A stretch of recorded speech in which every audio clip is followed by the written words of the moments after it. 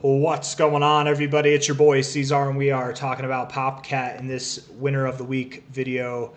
I don't really make these like on any kind of consistent schedule. I just make them whenever I feel like talking about a random crypto, right? Went through the top 100, clicked the 7-day mark here to find the top performer over the last week. So POPCAT on the top spot, winner of the week. That's where it is, right? So POPCAT moving up, having a nice time right now. Figure it's relevant to talk about, right? If it's in the top 100 and it's the top performer over the last 7 days. What I don't like to see is that you're losing volume on your way up, but is that accurate, right? Because we're on a different chart. This is Sol on Radium. Let's look up POPCAT. There was one. I used this one because it has more historical data. I'm on this one here, 9 months, 26 days, but this one has more volume, 28.2 versus 4.7 million. Yeah, so you are increasing. Okay, so you're increasing. It went to a different medium, but I am going to use the all-time history. At least what we have available, right? And something that still has decent volume. So the volume's not that big of an issue, actually. From a relative high to a relative low, you moved all the way up to your 1886 area, pulled back to your 1272. Nice. Of course, you're hitting your deeper extensions. Now you're moving to your 2272. We could tell by the other chart that you are actually increasing in volume. So that's good. Let's see. I want to look at the daily here.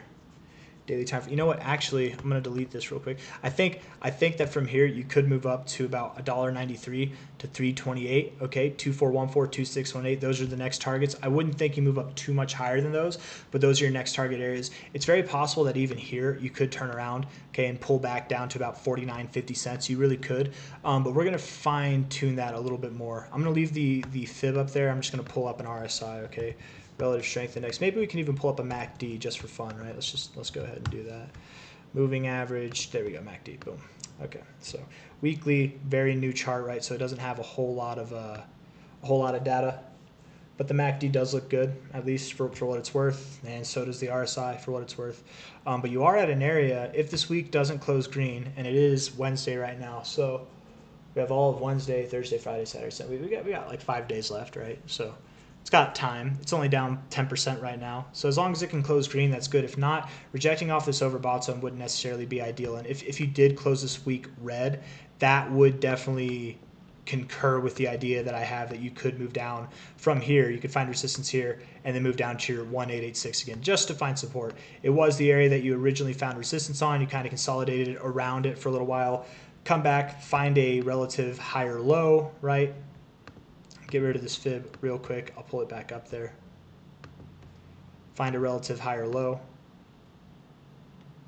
and then move up, right? And again, that higher low can come in right there at that 1886, around 49 cents. It would make sense to me, again, only if we close this week red, rejecting this overbought zone like this. So if we do close the week green, I would think that you are going to continue onward. That's why I brought the fib back so that you could continue onward to 193, 328, somewhere at the 2414, 2618, somewhere in that range, okay? Let's look at the daily. Looking at the daily. Daily time frame, you do have... No, you don't. You don't have bearish divergence. Good for you. So you're looking good on your daily RSI or your MACD. I love the oscillators trending up above the zero line like this too. You're looking really good, showing some real strength for sure. Yeah, dude, looking great, looking very good. This is the highest up your oscillators have ever been. So if that says anything about how much higher you have to go, you're definitely near the top, I would say. Same thing on your daily RSI here, right? You're overbought. You're pretty overbought, or you were at least.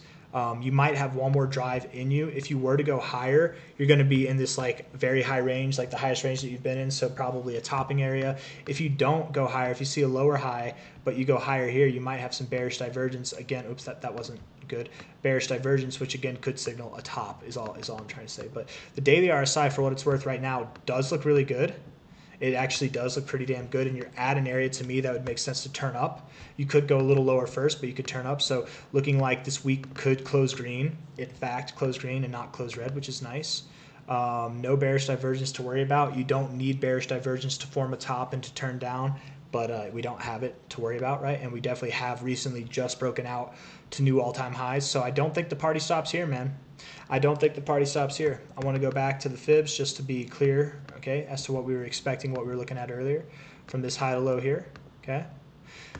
I was open to the idea and still am open to the idea. It would totally make sense to pull back to this 50-cent area. I was open to that idea more so before we looked at the shorter term stuff. Now I'm more convinced if you pull back, you're at $1.25 right now. If you pull back from here, it'll be very minuscule. It'll be very minute in value, not a lot. Okay, maybe at the most like to $1.06.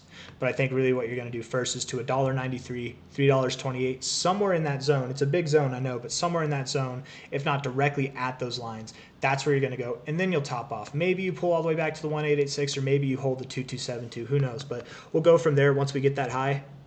I just really wanted to make this video because I think a lot of people are probably wondering about POPCAT, being that, you know, it's in the top 100. It's the top performer of the week. People might be looking into it. I just wanted to give a short-term forecast as to kind of what to expect. So a little bit of upside and then some downside, right? And that should make sense, right? This thing's moving up. It just broke out to new all-time highs. I doubt the party stops here, right? Just like here, you just broke out to new all-time highs. The party didn't stop there. You proceeded to go a little bit higher, but then you probably come down, right? Then you probably you come down and you form your higher low. And that it just all makes sense with your readings. You're getting hot in your overbought zone here. You're getting hot in your MACD. Weekly RSI, if this week closes green, you're going to be in the overbought zone as well. So it would make sense to take a break sooner than later, but maybe not right now. I think you do have more upside. So before I keep repeating myself, I think that's it. That's the end of the video. 4 hour looks so bullish too, man. Yeah, I don't see a scenario where if you go down, you're going to go down too dramatically. I really do think you've got more upside immediately to come. So yeah, you got bullish divergence on your 4 hour, even on your MACD. So yeah, looking good, guys. Looking good. That's it. Hit that like button. Subscribe if you want to see more content like this. Thank you all for being here. I'll see you on the next one. Bye-bye.